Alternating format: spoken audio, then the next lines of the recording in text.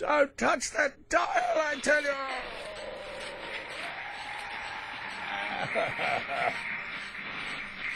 Oh, it's time for the old goon show, you know.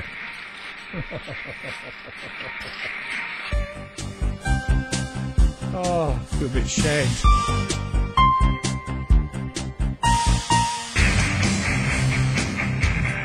Welcome to the Dumbed Down Atheist, episode thrice. Thrice around the park and home, Bitterman, and coffee. Give me coffee. Or give me death. One of the two. So it's now up to episode 3. I was a bit tired. I was out playing last night, and I can't tell you how much I hate inanimate objects. Like, especially mobile phones. The stupid fecker of a phone. And it's silent every time you ring up or ring home. So before I came down here, I was having a bit of a heated discussion with the missus. Because I said, chuck the fucking thing out. For the sake of $20. It's not worth the fucking aggro. So I came down here to get this started. And you know, like when you just got shit in your head and you're thinking, oh, fucking hell. Oh, that hurt. I just clenched my hands together and stuck my fingernail in my palm. Anyway, it's all right, loves. I'll get it together. I'm a professional. I'll rise above it. No, I will. It's just that those little square breads and a little round thing here, and there's a little man in there. And what's that supposed to do then? Oh. Anyway, last week on the show, I spoke a lot of crap about no one anyone could really give a shit about, and this week will be pretty much the same. But one of the things I forgot to mention was that after the first show, I hadn't published my thing on the what's-a-name, and so I hadn't even got into iTunes at that point. But I thought, well, where's other good places to publish the podcast? So I thought, well, I'll put a copy on YouTube. And I'm not kidding, the episode was up on YouTube for about all of, I reckon, half an hour or something like that. And I got my first comments from some absolute fucking nutter who said, let me just have a look at this. Excuse me. So his first this was from B. Price. So his first comment was, repent and believe the gospel. Then he left a link to his homepage, and it said, because I got the option of whether I publish what people say or not. So I thought, oh yeah, why not? So I clicked it and put it on the page. And he gave me a link to his website, which is valueoftruth.org. And the guy's into, like, everything. He sounds like he's one of those believes every word of the Bible sort of thing. And he's also got conspiracy theories of 9/11 truther thingies and stuff. Something similar to that. I haven't got it in front of me. So I replied with, why? You haven't given... So he's put, repent, believe the gospel.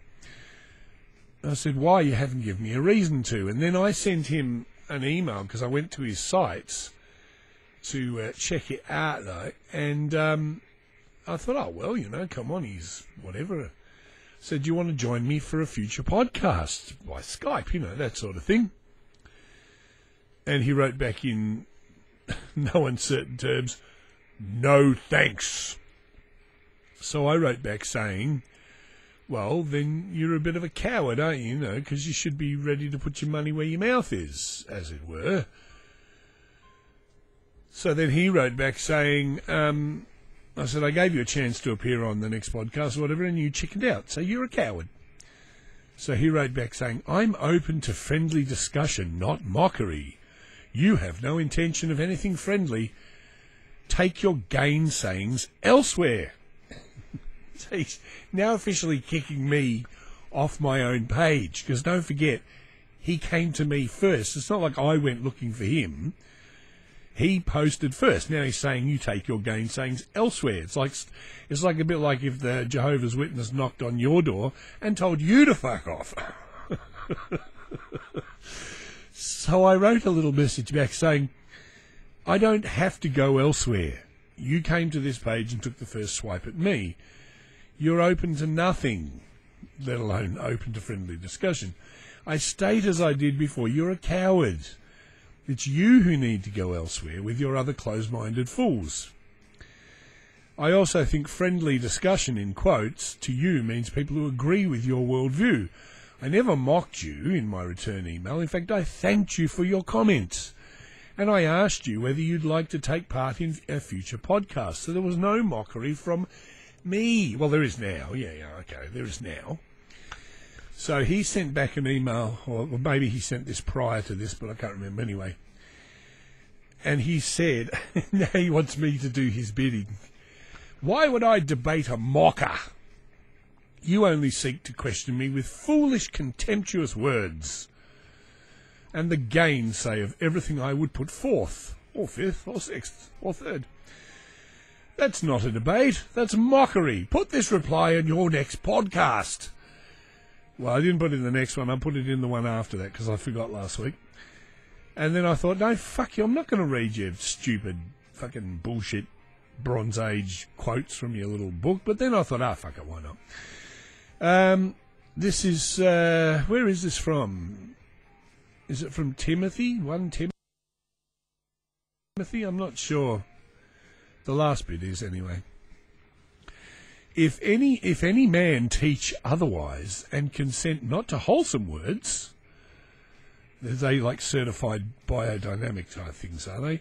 Even the word of our Lord Jesus Christ, and to the doctrine which is according to godliness. I'll just let that sink in for a while, folks. Yes. Verse 4, he is proud, knowing nothing, but doting about questions and strifes of words, whereof cometh envy, strife, railings, and evil surmisings. I did notice on my last podcast I did toot a lot. I think it's because I got sort of Freddie Mercury teeth. So I'm trying to keep that to a minimum this week. Instead, I will swear more and burp and fart a lot.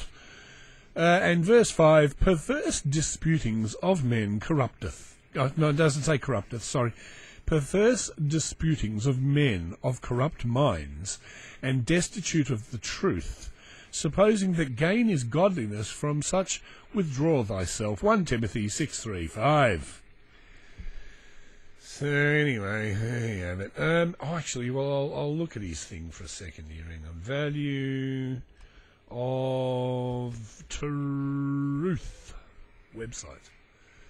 Just let me a little. I've got a really old slow XP. I got rid of that flickering screen too, by the way, from episode 1. I've got a $30 down the old cash converters, an LCD.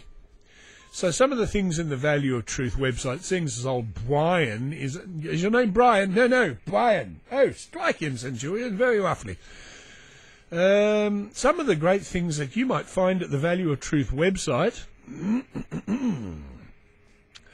are things such as diatribes upon abortion. What's he say about abortion here? Have a look. And he keeps also coming up with, if you died today, would you go to heaven? Abortion is murder. To say abortion is a choice is to say that murder is a constitutional right. Tell that to the 14-year-old girl who's been raped by her uncle. Homosexuality. Oh, that'll be a big one. I might save that one. Hang on, I'll save that one because it'll segue into what else I want to do today. Evolution. Evolution is not a science, it's a lie. The age of the earth, it's not as old as you think. Evolution is stupid. Evolution is a fact. If it is a fact, then why do we believe in it? Evolution cannot be proven. Evolution has absolutely no proof. Atheists think we Christians are the only ones who believe in books. You see, that's one of his points he made somewhere here. In other words, you criticise us for believing a book, but isn't it like all the books on evolution are books? And don't you believe in those books? And we can't have none of that fancy book learning, I tell you. Where's my bloody shotgun, you bastard?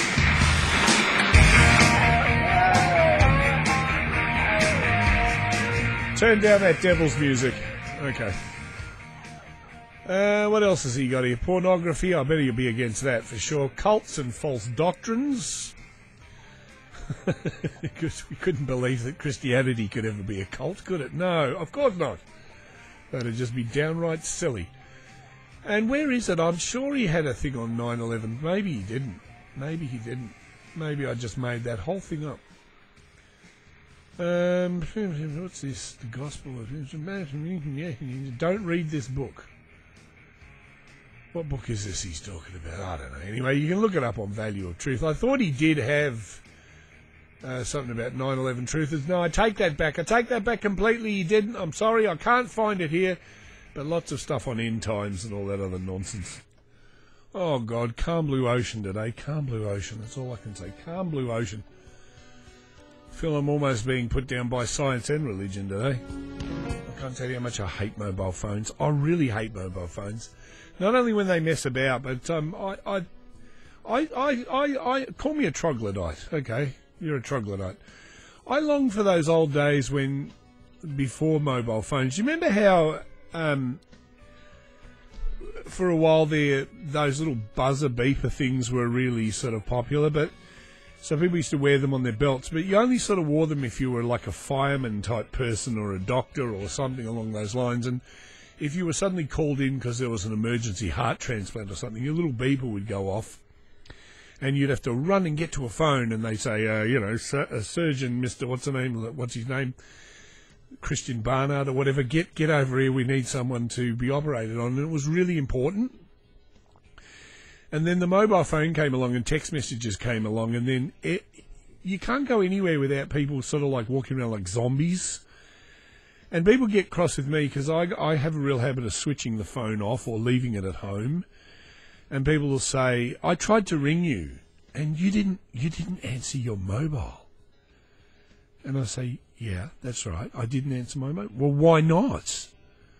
Well, because I went out to dinner or whatever, and believe it or not, back in the old days, you know, if you didn't want to be disturbed, you would go out for dinner and people would ring you home and you wouldn't be home. And if you had one of those fancy type answering machines with the cassettes in them, people could leave you a message and you would get back to them later. And now people get furious with you if you don't have your phone on you. And people even used to get paranoid with the answering machines. I remember coming home at times and hearing people go, you check your messages, and people would say, I can hear you in the background there. I know you're there.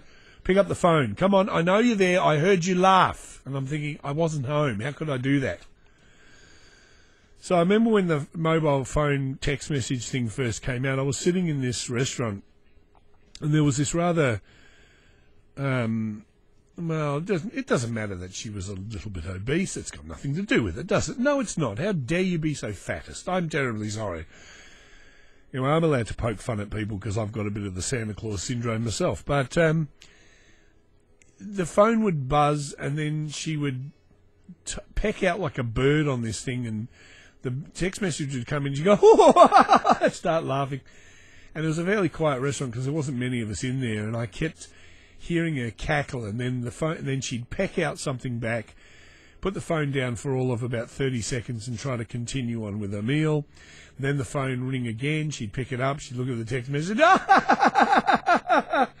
and then peck something else out, put it back on the table. And this went on and on and on, and they had this rather large jug of water on the table. And you see where this is heading, don't you? Yes.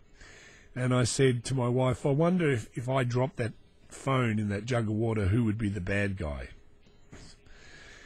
Because, I mean, now everyone's getting text messages for the most important of things. You know, it just gets ridiculous. There are just times you just want to shut yourself off and live in a cave. Anyway, I was looking through my Facebook this week and was rather annoyed and shocked when someone pointed out a link to Mikey Bear's blog site. Now, Mikey Bear, that's got to be a sweet name, doesn't it? Anyway, our alleged Prime Minister, Julia Gillard, has apparently aligned herself, according to Mikey Bear's blog site, Julia Gillard aligns herself with Christians who believe, quote, gays reproduce by molesting kids.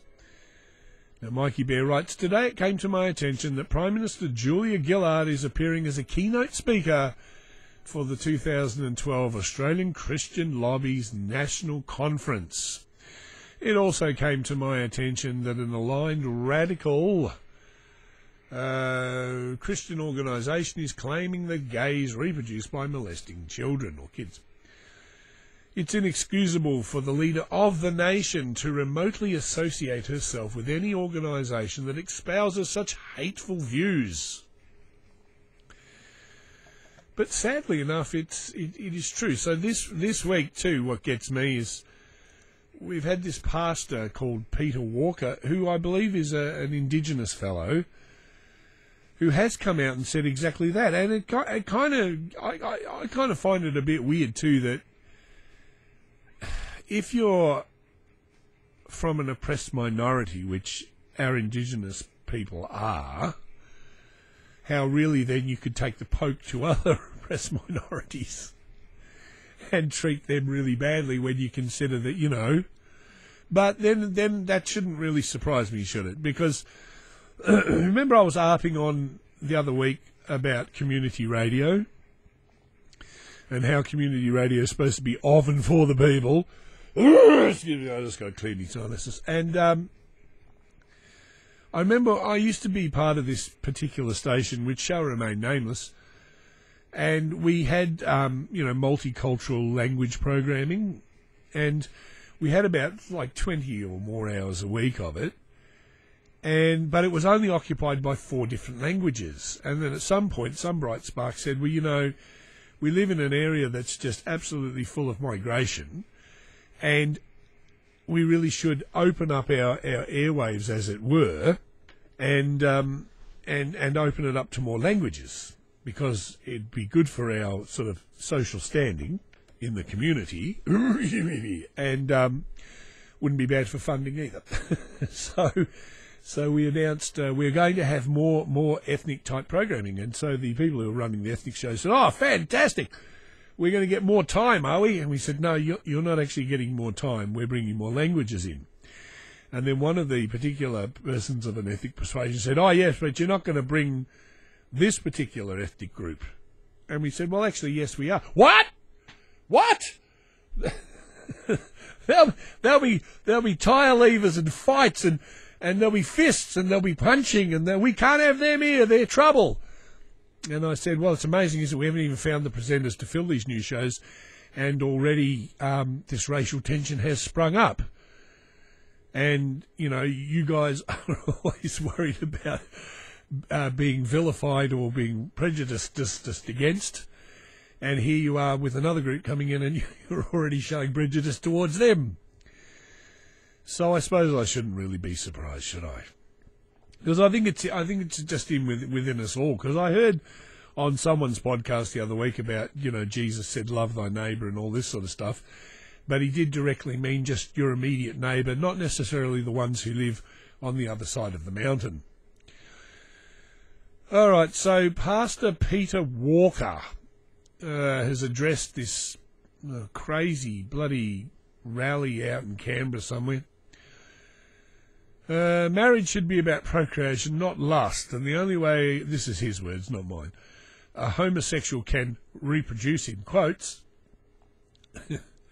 or in a nice three-piece suit, is by molesting children. An anti-gay marriage rally has been held. Addressing the National Marriage Rally Day thingy outside Parliament House in Canberra, or Canberra, as we like to call it, Pastor Peter Walker said homosexual relationships only led to destructive, self-centred acts. I'm convinced that homosexuals reproduce themselves by molesting children, he told the 200-strong crowd. Perhaps the 200-strong crowd had an IQ of about the same shared amongst them, I don't know. He said marriage should be a strong institution between a man and a woman, with the purpose being of bearing children. I'm a man, I can't bear children. I love them, but I can't bear them. I told you I'm feeling a bit off this week. I'm sorry, folks. I'll be back to the usual stupidity next week, but it'll be funnier. Now, See, this is what gets me right too. The biblical institution, you know, they say, oh, I don't want the marriage only like in the Bible with the one man and a woman. But correct me if I'm wrong. In the first place, marriage in the Bible, just rattling around, I'm looking for my Otrivan now. I just want to whack this up my nose. Hang on a sec. Oh.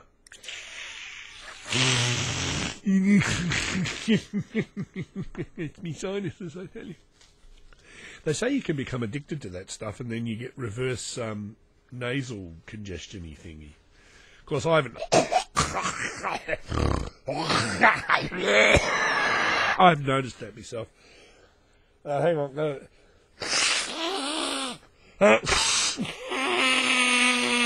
Oh, lovely. I've noticed that myself. So... The thing is, though, in the early Bible, like one man had about 500 wives, didn't they? So, isn't the early biblical meaning of marriage meant you have more than one wife?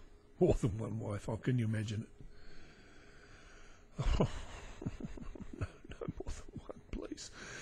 I'm going to throw that phone in the bin, I swear. I'm going to go back and jump on it later. Because I say, don't upset me before I do a podcast, you know? Don't upset me before I do a podcast. Please, I need to be focused, you know? Don't upset me before I do it. Fucking phone. He said, marriage, in the absence of the biological principle, sex becomes very instrumental.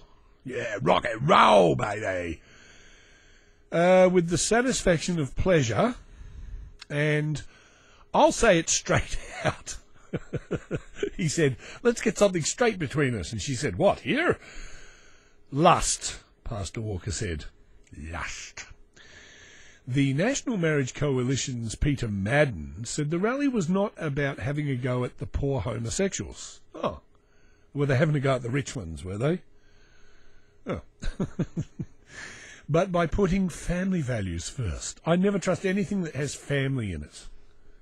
Like, I don't even trust a packet of biscuits that says family assortment. You know, like any political party that puts the word family, you just know it's fucking redneck city. You just know that. Oh, like that fucking awful bloody radio mob. What's that one? The Focus on the Family. Hi, welcome to Focus on the Family. This week we're going to be kicking those homosexuals up the ass. Let's hope they don't enjoy it too much. This rally has not been talking against homosexuals, hasn't it? Oh, really? Oh, really? Or speaking negatively? Oh, really? Well, it's about promoting the family, he said. This is quoted from, I don't know where I got this from, the Herald Sun or somewhere like that. This is one of the dangerous ways in which marriage equality could infiltrate our society would be promoting gay relationships in schools. What do they mean by that? I really don't. Would be promoting gay relationships in schools.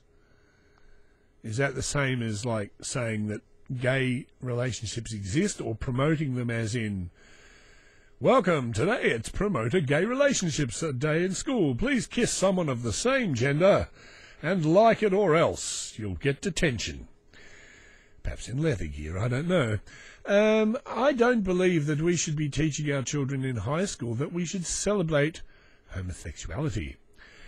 At an age where, excuse me for a moment, I'm just turning my head, at an age where sexual development is happening. So you can, as you can pray the gay away, you can catch it, obviously. You can catch the gay. If we allow gay marriage, we're going to see even more of it. Yeah, well, there you go. I mean, I never realised it. Of course we will. If we allow gay marriage, we're going to see even more of it. Well, yes, in a way we are, because then there's all these people that would be living technically in de facto gay marriages who might want to, I'll pronounce this correctly, solemnize their union. So I guess if we allow gay marriage, we would see more of it because we'd have like a catch-up factor. And then once it sort of has the catch-up factor, I guess it would kind of level out a bit, wouldn't it? But I think what he's trying to say is that if we allow gay marriage, there'd be people who are naturally born heterosexual who would suddenly go, oh, I think I will turn gay. Which is just absolutely ridiculous. It really is. Because I couldn't think for myself personally, and many people have said that about me, that I don't think for myself personally, that I could be gay. I mean, I don't know, maybe if I was locked up in some men's prison somewhere for 30 years with my cellmate Bubba, who was saying, hey, you want to play mummies and daddies? Which one do you want to be? I got to do the old joke. I'm sorry, folks. Well, I think I'll be the daddy. Good. Come over and suck mummy's dick. I don't want to be rude. I'm sorry. No, I'm laughing with you, not at you. I'm laughing with you. Sorry. But really, I don't see any way, shape or form that I could possibly even ever be gay. I couldn't choose it. In the words of Seinfeld, not that there's anything wrong with it, but I do think, not that I'm casting aspersions upon these two lovely people, Peter Madden and Pastor Peter Walker, but I just wonder why we're so absolutely paranoid about gay marriage and how it's going to destroy traditional marriage. I just can't get it through my head. I just don't get it. I mean, I grew up in a very traditional thing. I can't honestly say that when we were teenagers and kids and stuff that we were very tolerant because of the upbringing that we had. But as I went out into the world and met more and more different types of people, it just started to occur to me that really, what's it got to do with me? And I can't prove it scientifically because I ain't no scientist. But I do tend to think that if your sexual attraction is of that way, you tend to be born that way. And I find it funny, like they say, oh, well, then some moderate type, they might say, well, then it's okay to be gay, but you shouldn't act on it, and then you shouldn't do this, and you shouldn't do that, and you shouldn't do this because then God will be really cross with you, when really, does it really matter an iota? I can't see how any heterosexual person could be drawn to being gay if they're not gay. I can understand people are bisexual and then that's a different story. But really, it seems to me there's a lot of fuss and we're worried about this invisible man in the sky who's just so angry that he's going to punish everybody and it's going to be terrible and blah, blah, blah, blah, blah. God just wants you to have a rotten life. Oh, right. God's like that. Oh, right. Yeah. He hates puss. Ah, well, see, now, that just makes it all better, doesn't it? But I started to think, like, when we were kids and that, having the slur as if being gay was the worst thing that could ever happen. And then, like, I grew up, because I liked to sing and that sort of stuff when I was little and big. People may not like to listen to it, but that's not the point. There was always that slur at school, especially when you go to that sort of Christian school, because then, being labelled as gay is even more of an insult to you. So, I appeared in the school musical, Joseph and the Technicolor Dreamcoat. So now, what's his name and I have got something in common. What's his name? The Mormon. What's his name? Osmond, Donnie. And I was Joseph. Lucky old me, I hear you say. Yes, close every door to me, hide all the world from me. Children of Israel are never alone. Copyright, sorry. And so, naturally, if you sing, you're a poofter. And so you got all the other males around you. Hey, you're a poofter, you are, and you used to just cop it all the time. All the time. So I was thinking the other day, because, what is it like to be on the receiving end of homophobia? And then it sort of dawned on me, and I remember back to it, and I thought, you have been the victim of homophobia, and it's kind of like homophobia for the straight guy, because it never occurred to me that I would ever be gay.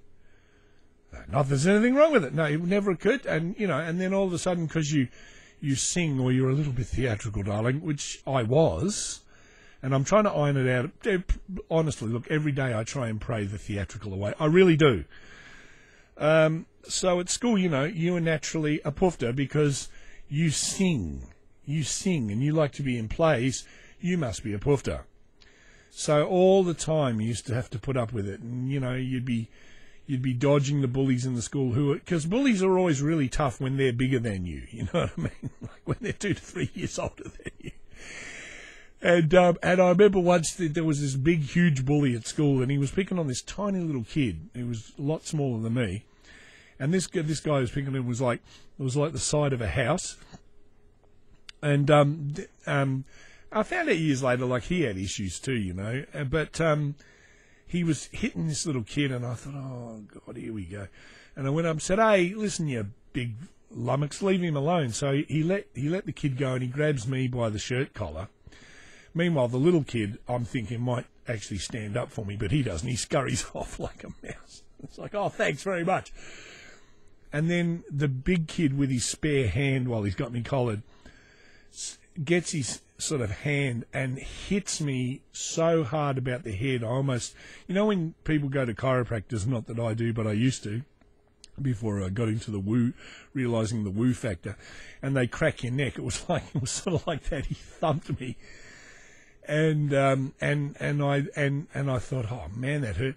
So with my spare hand, I made this pathetic little sort of fist, and I actually managed to thump him back in the face. And he was sort of shocked for a moment. And I thought, oh man. And we were on this bridge that joined across, and there was this drop of about 20 feet, and I thought he's going to throw me over it. And instead a smile came to his face, and he looked at me like someone's actually dared take a slug at me. And then I think the bell went, and he just left me and said, you'll keep for later, and wandered off.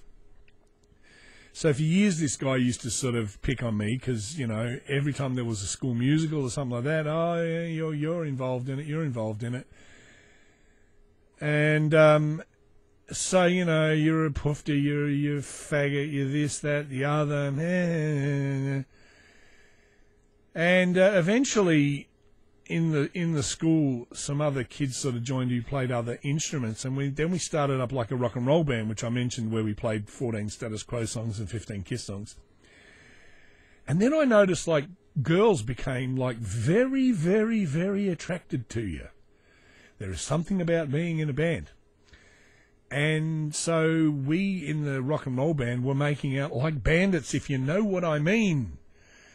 So it was kind of, in the end, it was the thing that sort of in the end actually proved my heterosexuality, because now all the people that used to yell, yeah, poofter and this sort of stuff, were realizing that we were getting chicks and they weren't. So the next time they'd say, you're a poofter, mate, and it'd be like, yes, but now it's a girl who pulls on my dick, not my own hand. Whereas with you, let's face it, you are laying on your own hand overnight to see if it can go completely numb with pins and needles so that you can interfere with yourself and pretend it's somebody else.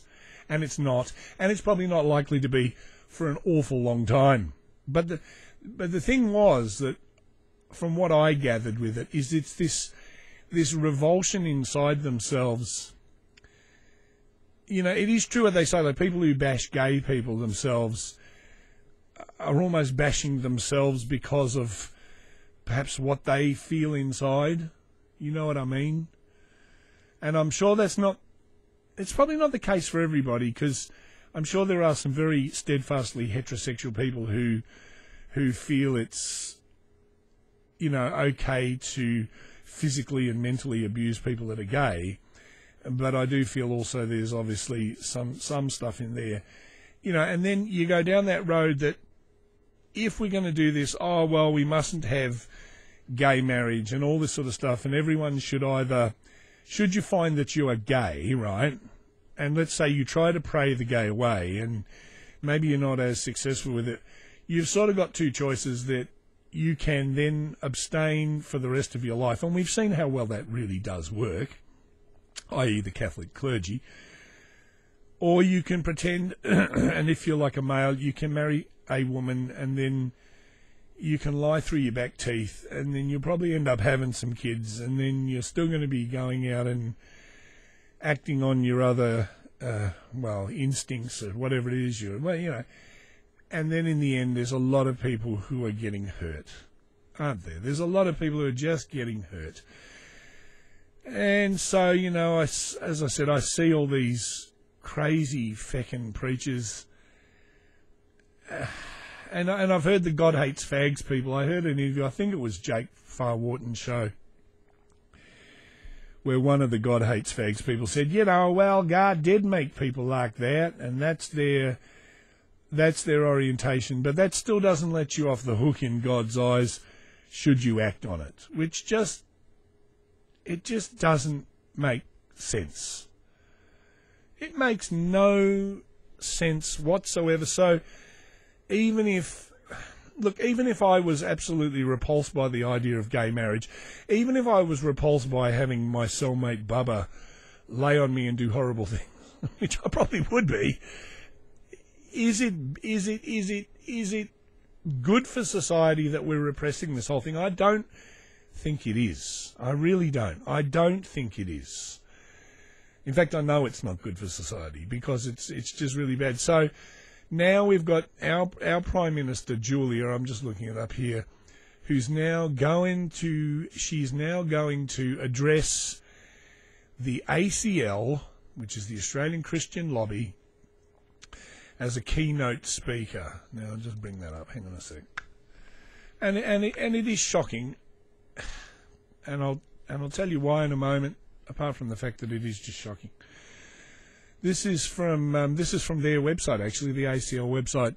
The Prime Minister, the Hon, Julia Gillard, MP, will be the keynote speaker at the ACL's 2012 National Conference.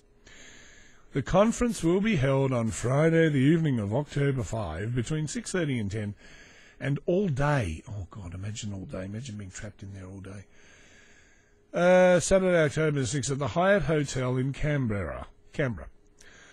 This year's theme will be Building a Nation of Character, Religious Freedom, blah, blah, blah, blah, blah.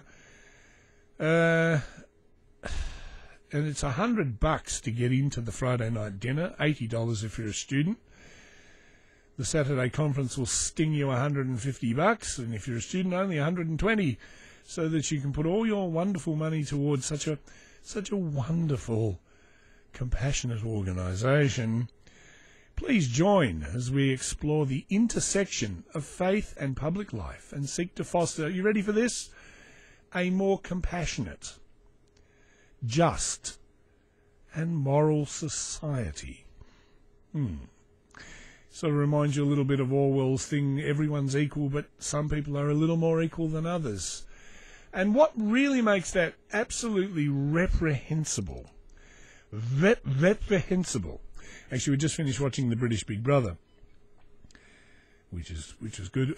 There was a gay guy on there, and his favourite thing was saying, "You're a rapscallion, you rapscallion, you." How could we watch British Big Brother? You don't live in England. I must have accidentally pressed a button on my computer and accidentally torrented it.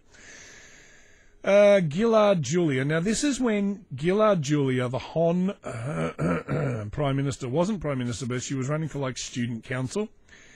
And then there was all these rumours circulating that she was actually gay herself, but then that's since been quashed. So, I don't know, she lives in a de facto relationship. She purports to be an atheist. I think she said she was originally of Baptist origin or something like that.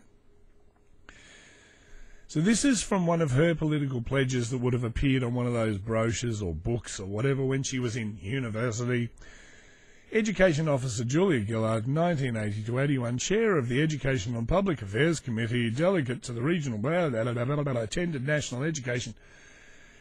And this is her platform: to work effectively on the issues of student concern. It's vital for students to organise on a national and statewide level. Well, she's really come on since then, seeing she's the Prime Minister. regional conference, blah, blah, blah, blah, blah, and as an education of union, of blah, blah, blah, blah, blah, blah, blah, blah, blah, and it gets down to the end. I will support issues like teas, which I think was some funding sort of thing.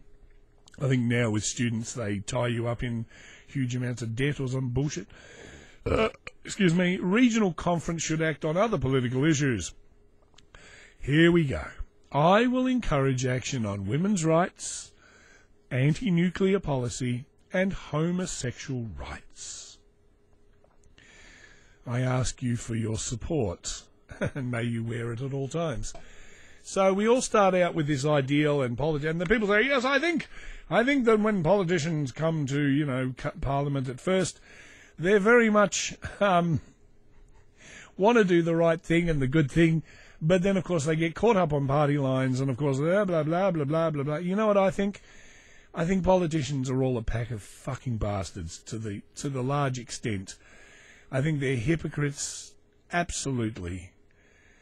I think that what goes on sort of in their personal life, whether they may have friends who are gay and all this sort of stuff, or whatever, means nothing when they get into power. It's just all about getting into power yet again, getting into bed with the Christian lobby, doing this, doing that, doing whatever it takes to get through to the next thing, not being tumbled. And it's kind of sad, It's kind of sad because you sort of think, well, once upon a time we sort of had the Soviet Union, and we in the West thought, look at us with all of our democracy, and really democracy doesn't really matter a hill of beans because it's just bullshit. It's a bit like Douglas Adams in the book when he said people just vote for the lizards, and you don't want to vote for the wrong lizard because the wrong lizard might get in, and people say that's crazy, and then what's his name said, if I had, what was it, a cocktail for every time someone said this was crazy or something, blah, blah, blah, blah, blah, blah, blah, blah, blah, blah, blah, blah, blah, blah, blah, blah, blah. Hey, Darby! Yes, Neville? Stop bullshitting on and play me bloody episode, will you? All right, Nev, I think I will. Well, I've been right up to my neck in it, and I'm never in a flurry. I'm Nev from Nangwarry. I don't know. Yep, no, that's who I am. Yep, no.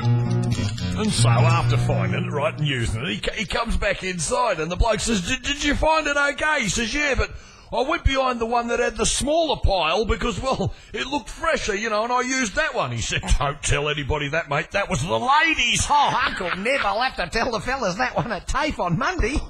Go see who that is, will you, Jason? Oh, right away, Uncle Nev, yeah. Hello, Cousin Jason. Is Father in? Oh, well, if it isn't the prodigal himself, what are you all done up for in a suit with your bottle of plonk? Was that a bunch of flowers? What's that you got? You got chocolates there, too. Who's that for? It doesn't surprise me you don't know what Mother's Day is, Father. Would you just point me towards Mother and we can get this whole unfortunate meeting between us over? Yeah, well, look, she's not here, son. Have a beer and I'll explain everything to you. Yes, all right then. Jason, go get us a couple of beers. 20 minutes and 2 beers later. And then she up and went to Bali, son. I don't expect you to believe me. I know you've never been proud of me. You certainly never wanted to follow in me footsteps. Well, certainly not without a good sturdy mop, anyway. Oh, come on, have another beer with me, son. 4 beers and 40 minutes later.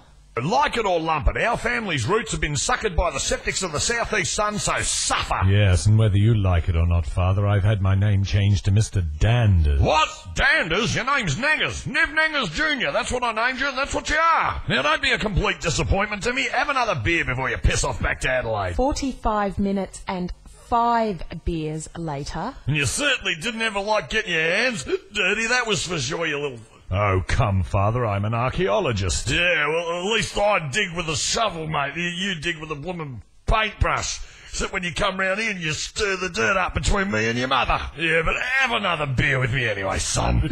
Okay, Father. 1 hour, 6 beers, and half a bottle of scotch. And then Mother rang me and she said, Father, he couldn't even keep a roof over our heads. And I sent her the 10,000 to fix the roof. Roof? There's nothing wrong with the roof. That's where she got the money to go to Bali. I knew it. It was you all along, you little four-eyed... As far as I'm concerned, you take your money and stick it up. Another beer, son. Okay, Father. Well, I've been right up to my neck in it, and I'm never in a flurry. I'm Nev from Nangwarry. play it. Oh, no, Neville. no, that's who I am. Stop yeah. it. No, come on. It's not my fault. No. Yeah, Neville, you get enough of this podcast. It's not really about you. Yeah, like your life's so bloody riveting, So mate. why are you so down in the dumps Because anyway? me bloody life stinks. That's why it stinks. I'll tell you, your breath certainly stinks, that's for sure. Yeah, well, I bloody had a hard time, didn't I? I dropped me bloody coat down Mrs. Eskett's bloody septic tank today. Well, what did you do? Did you fish it out? Yeah, well, I had to bloody fish it out, didn't I? Me bloody lunch was in the pocket. Ah, so that explains your breath then. Good sandwiches, were they? What? Sardine and poo, was Oh, it? just bloody lay off, will you? I'm bloody heartbroken, I am. See, can you do me a favour? Look, I know you got this pod nonsense. Cast. It's bloody rubbish. I liked to Cast. spend it when we was on the radio together, you know. Oh, could you just play me something? I'm hoping Nora might download this in Bali, and You're breaking my heart, Nev. I'm so sad I am, so sad. Oh, God, haven't you had enough? All right, okay. We'll play it. It's so lonely. So I lay here in our big old empty bed. I long to reach out and touch those curlers you had stuck up in your head. Oh, Nora, please come back, I won't ignore you. Oh, Nora, this time I'll do so much more for you. I implore you. I'm in your garden. I'm still trimming back your roses. Life holds such little joy. I only get blooming half the pleasure from me septic hoses I used to. Oh, Nora, just please come back, I won't ignore you. Trenching, son. Oh, Nora, you always were me best signora. Well, that was for sure. And on the weekend, there's no one shouting at me to cut the grass. I miss that, I do. So I sit here all alone, drinking beer and sitting on me big fat ass, assuming I'll never see you again, Nora. Nora, please come back, I won't ignore you. Nora, you see I've so much more in store for you, my sweet Nora. Come back, Mum. Besides, they all think I blooming murdered you, and I didn't. I think you probably, you murdered her, right? You sang it. No, stop it, you long-haired bastard. No, God, what do you really think of it? What do you think, eh? Well, if I had the sound effect of a toilet flushing, Nev, that's probably what I'd think of it. Yeah, well, in my game, son, that's bloody high praise, that is. That's high praise. Come on, cheer me up, you prick. Now, ordinarily, I wouldn't do this. You stupid fuck. All right, don't laugh at me. It's not funny. No, what you don't know, folks, is he... in between that bit when I was cheer me up, you prick. You ran out hard luck, didn't you? Hard drive, Neville, hard drive. Yeah, the machine suddenly stopped recording. And it's been like about 2 hours between that bit when he said the bit. We even went out and had a coffee.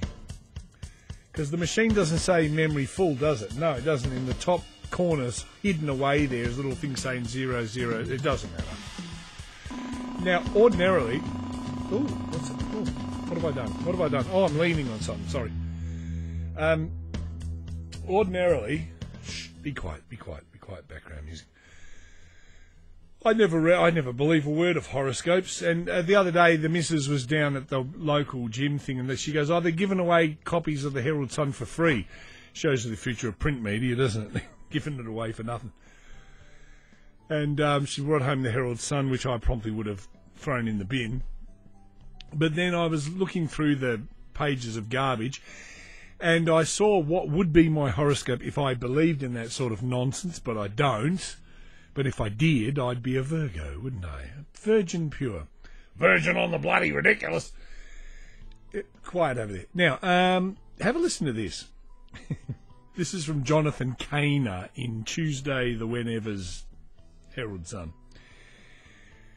You may not be certifiably psychic. Ah, you bloody certifiably a bloody dickhead is what you are. Thank you. Certifiably psychic, that's like certifiably organic, isn't it? But you do have impressive intuition. Your feelings deserve to be trusted, and your hunches ought to be acted on. Since my legs gave up on me, I'm often acting on my hunches. But a very logical side to your personality resists suggestions that don't stand up to rational explanation. See, there you go. You see, they've got me in a T. They're right about that bit. I've never seen a horoscope so accurate in all my born days. You rather feel that if an argument can't be supported by exact information, it's probably spurious. Yeah, I've had a few of those myself. You spews, yeah. Stop it. You've messed up my background music now. Don't touch the knob. Get your hands off it. Stop. I think you're right. I'm not sure how you will persuade yourself to trust what your heart would now like you to recognise and act on. Well, I think it was Richard Dawkins who said, well, I don't think with my heart, I use my brain. I think it was him who said that. But I do think it would be a very good idea to try. Yeah, do you think so? I don't think so. And then, obviously, Jonathan Kaner has very little faith in the horoscopes he gives away for nothing in the paper, because then it says Mars and Saturn are aligning. And then it says, call for your spookily accurate new forecast. Then they give you a phone number where they obviously expect you to pay for it. Well, guess what? I ain't going to pay for it. Well, it's great to be here with you, and thank you so and also much with you. for the invitation. I didn't invite you. I didn't invite tell you you. what I'm doing. Here, let me move your mic. I'll just move your mic. Hang on. The topic is... Can't hear you. Yeah, that's better. Here you go. Thanks very much. You're welcome. The topic, as you see, is growing disciples for every generation. I think that's a big topic. I think it's a big load. I think it's a big load of bullshit. That's the voice of the lovely Evonne Paddison. What else you got to say? Come on, cough it up. Cough it up. Let me now say something about making disciples of our children and young people through ministry in schools, which is what I'm involved in. I'm presently working with Access Ministries. Some of you might have known us as the Council for Christian Education in Schools. Oh, yes, we I think Access is a much better name. Yeah. I bet you would. Clearly, we must promote the same marks of discipleship for young people as those that the Bible presents to us. They're going to hammer nails through our children's hands, I get the feeling, and probably their feet. But of course, in a way that is appropriate and contextual to them. The first step in becoming a disciple is clearly believing. But so many... whether it's proven or not, just believe. And these are some of the ways. This is of course, the lovely Evonne Paddison, who said they weren't proselytising to your children at state schools, mind you, although she did get caught out in that speech, saying that basically she did. Now, how do we get those children to believe? Well, so every time I read this sort of stuff, I'm so glad I've opted my kid out. This was in cracky.com for the 13th of August. Zealots in school, Jesus loves me, this I know, because he gave me a Freddo. For our people overseas, a Freddo is a chocolate frog. Not a real frog dipped in chocolate, mind you, otherwise it wouldn't be crunchy. No. Written by Chris Fontenopoulos, a state school teacher and Melbourne writer. as debate over religious education and chaplaincy programs in state schools attracts public attention and bloody funding, I might add, that could be used for science. I just put that bit in, the bit about science. He didn't write that here. Religious representatives masquerading as youth workers are enjoying unsupervised access to students in certain Melbourne and Ballarat state schools without the knowledge of many parents and teaching staff. Now, most of us are accustomed to proselytisers lurking in public spaces. A bit like that letter from Arthur Comer the other week. Someone was lurking in a forest, weren't they? Or appearing unannounced on our doorstep in the hope of snagging dispirited souls. And we put up with them only because we can walk away or slam the door shut or yell, "Fuck off!" like that.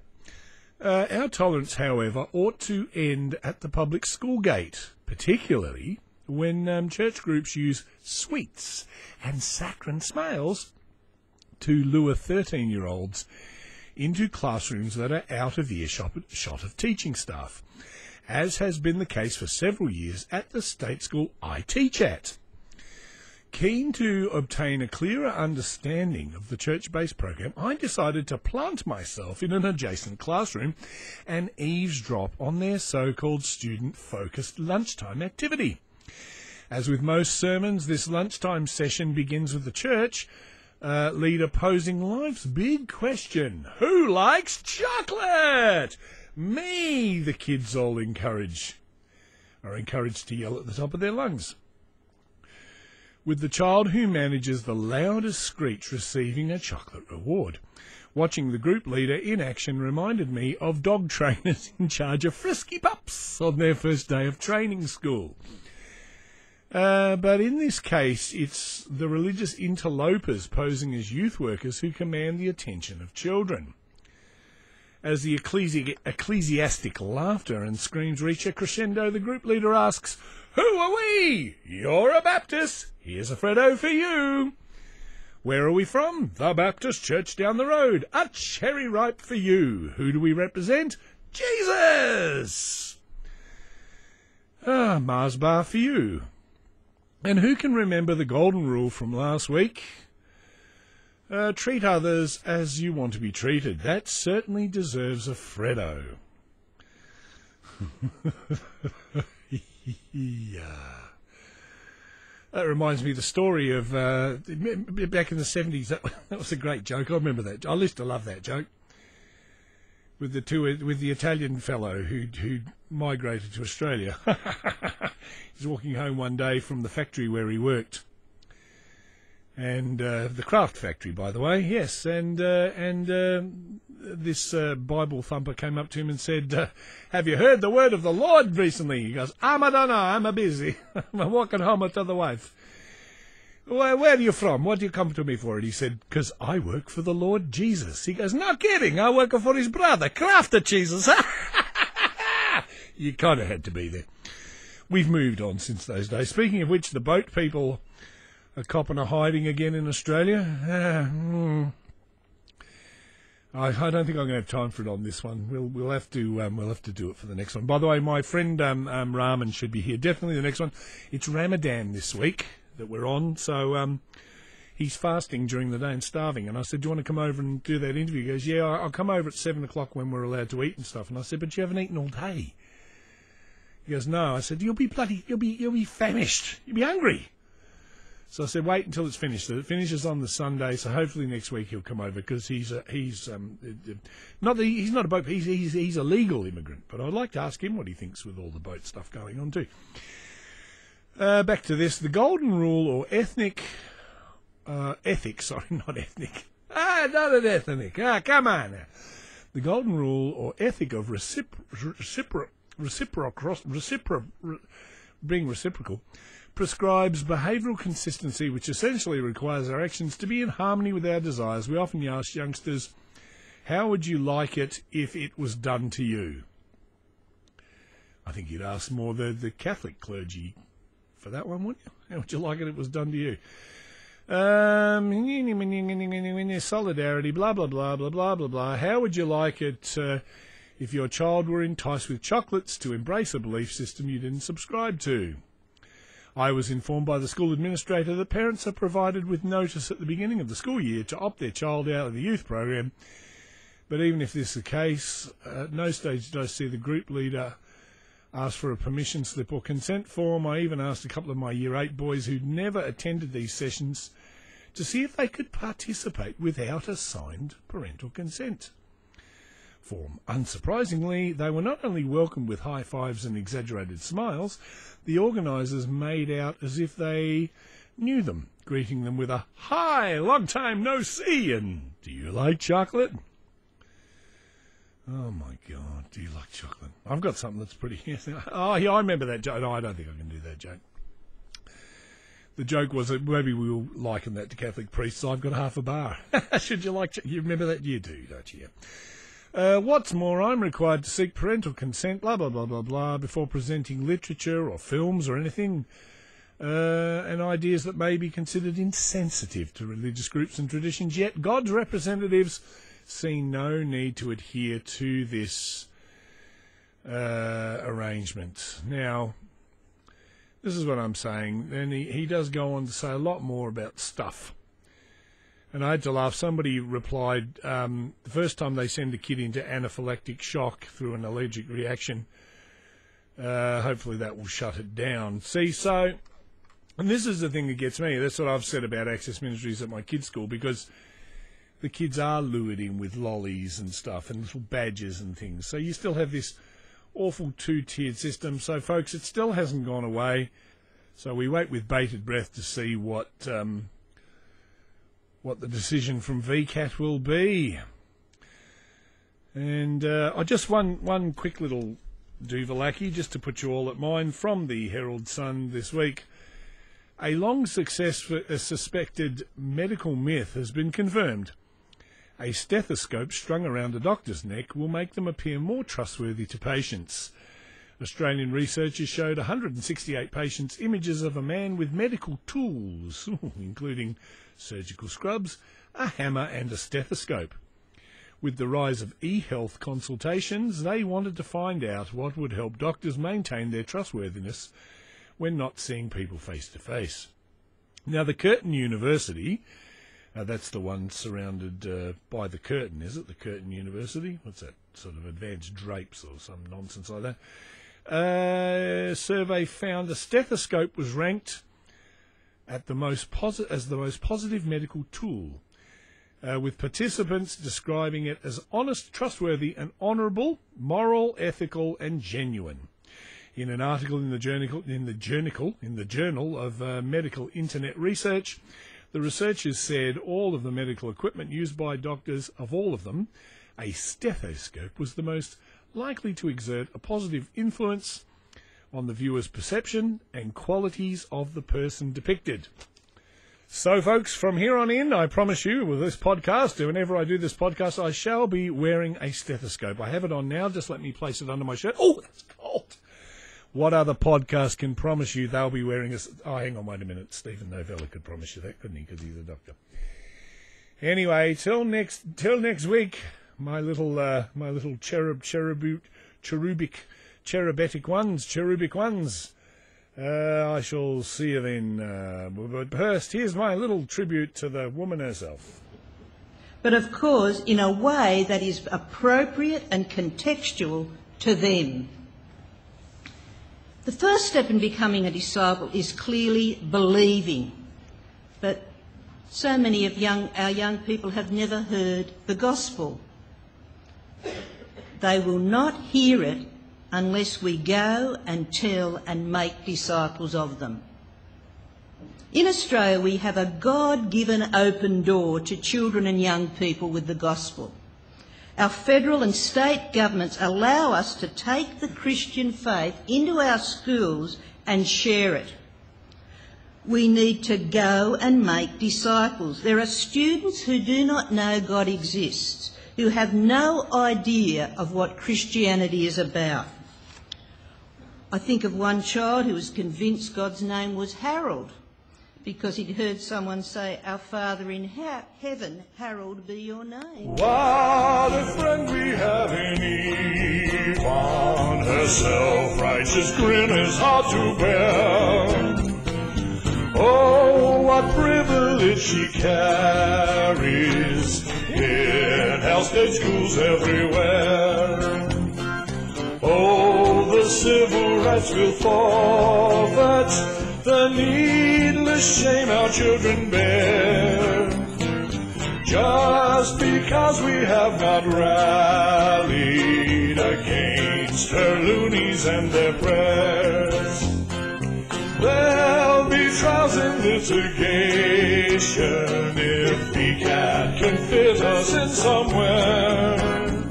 Pro bono must always be encouraged to reach an outcome that is fair. Children's minds, they are so fragile. If opted out, then at the wall they'll stare. Half an hour of utter tedious boredom, blindly violating basic duty of care. The rest are brainwashed with creation and the invisible man who lives up in the sky. That's the guilt they all must carry to stop collection plates from going dry. What a friend we have in Yvonne. Her self-righteous grin is hard to bear. Oh, what privilege she carries in our state schools everywhere. Oh, what privilege she carries in our state schools everywhere.